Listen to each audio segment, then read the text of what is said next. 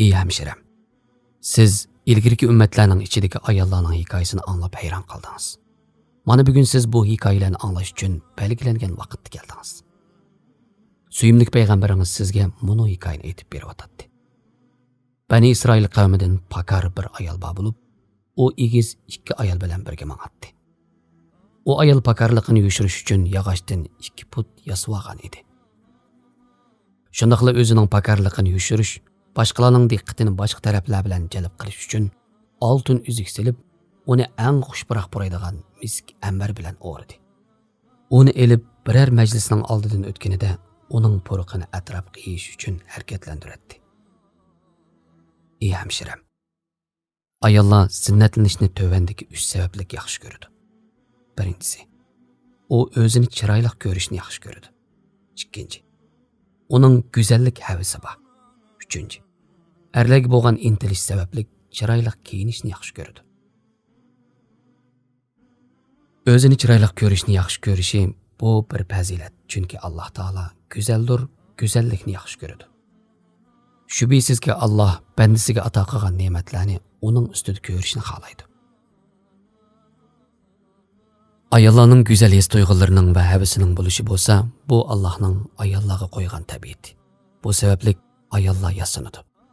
Erlar uningga intiladi. Alloh insoniyatning davomlashishi va yer sharining taraqqiy qilishi uchun bu tabiatni ayollarga qo'ygan. Agar go'zallikka intiladigan bu tuyg'u ayollarda bo'lmagan bo'lsa edi, ayollar go'zallashmaydi hamda erlar bilan munosabat qurmaydi. Bundaq bo'lganda insoniyat davomlashmay, taraqqiyot to'xtab qoladi. Erlarga bo'lgan intilish sababli chiroyli kiyinishning tagi manbasi bo'lsa, Alloh taolaning ayollarni Odam otamizning qo'g'isidan yaratganligi bilan munosabatlik. Ayollar erlarning bir partisi bo'lg'achqa erlarga intiladi.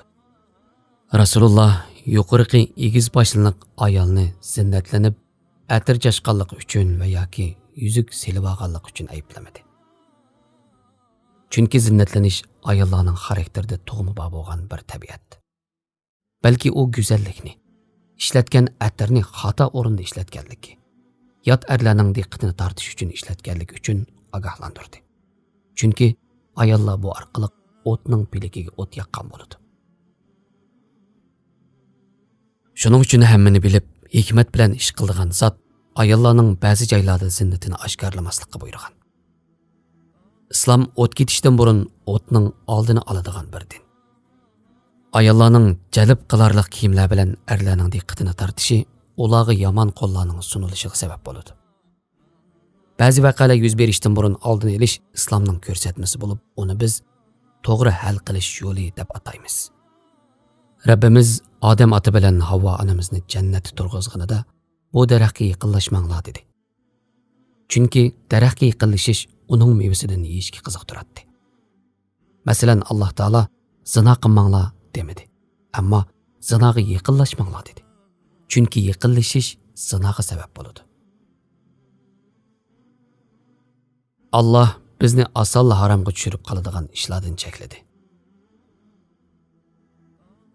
Mana shuningdek zinnatlanish, uningdan boshqa yana uzun paranglar, bas munozirlashish, bir-biriga yaqinlashish, qiz-o'g'il do'stishga sal qarash, bularning hammasi zinoning eshigini ochadigan ishlar.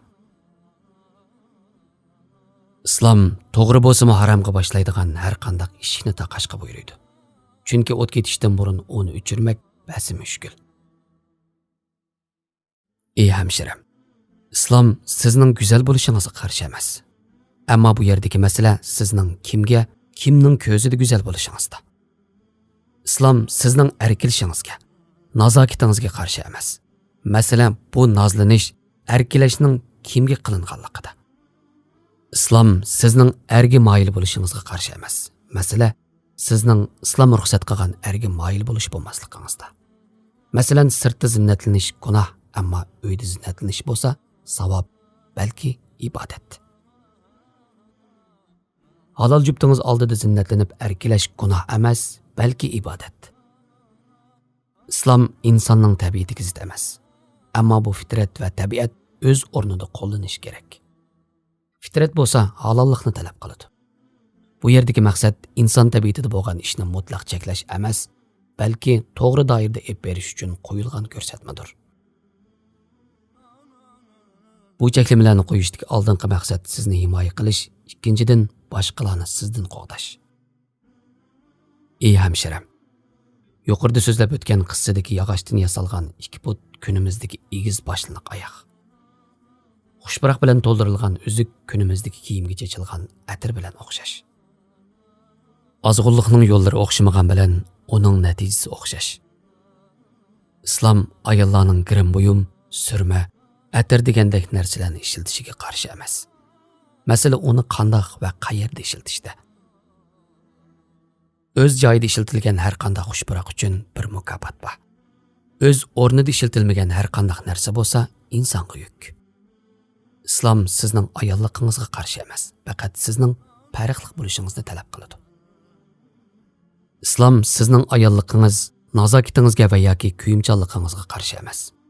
Faqat u sizning osonla erishgili bo'lgan birisi bo'lishingizga yoki boshqalarga shundoq ta'sir berib qo'yishingizga qarshi turadi. Haqiqatan Alloh subhanahu va taolo mu'min ayollarga xitob qilib mundaq deydi: Ey payg'ambarning ayollari, sizlar boshqa ayollarning hech biriga o'xshamaysizlar. Sizlar yot erlarga so'z qilganda nozlanib so'z qilmanglar. Nozlanib so'z qilsanglar, dilida kasal bor odam sizlarga qarata ta'madi bo'lib qoladi. Alloh taolo mu'minlarning onalarini ayollarning eng sharaflisi bo'lishiga qaramasdan yuqori ovozda nozlanib gap qilishni chekladi. Amaliyotda u onalar ayollarning eng sharaflisi bo'lib qolmasdan eng go'zal axloqli erlarning orasida yashaydi. Bu cheklamalar kishilarning nafsiga shak keltirib qo'ymaslik uchun qo'yilgan. Bu cheklamalar shubhalanganlik uchun qo'yilgan cheklama emas, balki xatarning oldini olib, ayollarni himoya qilish uchun qo'yilgan cheklama.